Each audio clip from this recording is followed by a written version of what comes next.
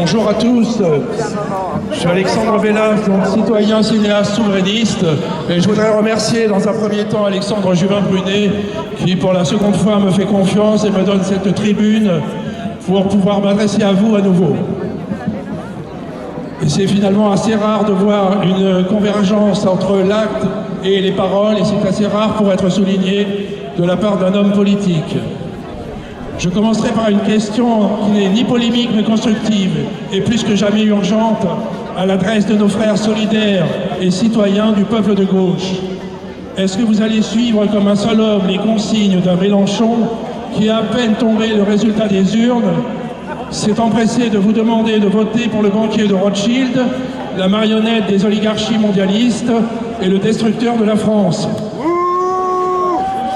Si vous vous sentez parfaitement représenté par ce grand défenseur des pauvres, cumulard de 30 000 € mensuels avec la solde de sénateur, plus députation de l'UE, alors ce solde, roi des insoumis au système qui agit avec la plus grande complicité et docilité servile à Macron, alors suivez ses consignes, mais attendez-vous à une fin de film dramatique pour la France.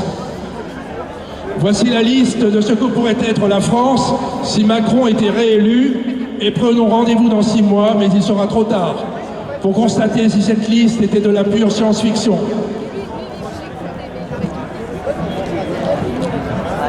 Un état d'urgence entretenu à perpétuité, un pays dirigé par un conseil de défense sans être en guerre, des décisions prises sans explication par un conseil scientifique infesté de conflits d'intérêts, la liberté des Français conditionnée à des injections expérimentales et toxiques, obligatoires et régulières.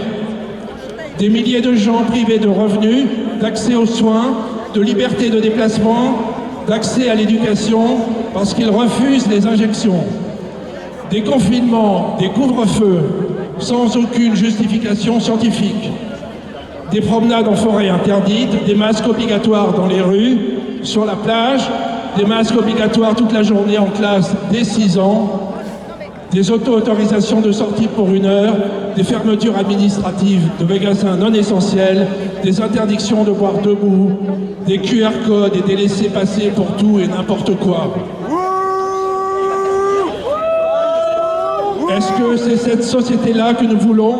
Non! Parce que c'est très probablement celle-là qui nous attend si le locataire psychopathe de l'Élysée est réélu. C'est la dictature chinoise, on n'en Et veut pas! regardons justement, vous dites bien, le confinement en Chine.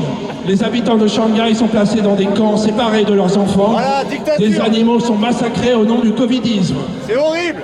La Chine sous la dictature dite sanitaire nous montre l'avenir. Les banques et les laboratoires continueront tels des bulldozers à poursuivre leur prise en tenaille du peuple de France et à écraser sans aucun scrupule nos dernières libertés avec l'avènement d'une nouvelle présidence Macron.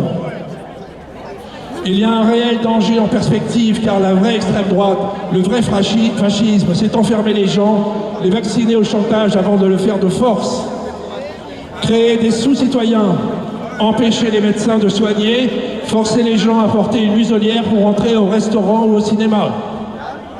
Et tout cela est déjà mis en place. Enfin, je terminerai pour faire prendre conscience aux gagas covidistes, adeptes du vaccin contre le Covid, que celui-ci présente un danger. Sur le site de pharmacologie de l'OMS, qui n'est pas un club de fantaisistes complotistes, les vaccins contre les oreillons, 724 cas d'effets secondaires depuis 1972. Les vaccins contre la rougeole, depuis 1968, 6234 recensés d'effets secondaires. Pour le Covid-19, il y a 3 600 048 cas d'effets secondaires en 2 ans. Alors j'ai une seule indication, chacun évidemment fera son acte, sa décision en conscience, tout sauf Macron. Merci. Merci de votre attention.